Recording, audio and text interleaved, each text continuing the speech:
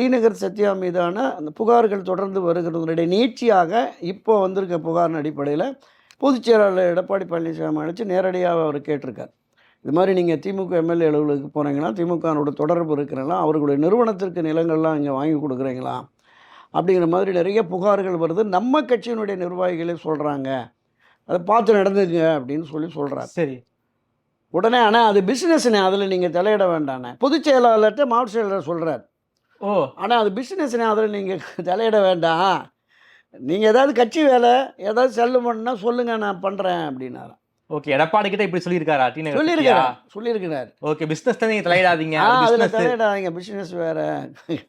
அப்போது திரு எடப்பாடி தன்னுடைய குரலை உயர்த்தி, ஏங்க என்ன பேசுகிறீங்க, அம்மா இருக்கிற போது நீங்கள் இப்படி பேச முடியுமா, இப்படி பேசிட்டு நீங்கள் கட்சியில் இருக்க முடியுமான்னு கேட்டிருக்காரு.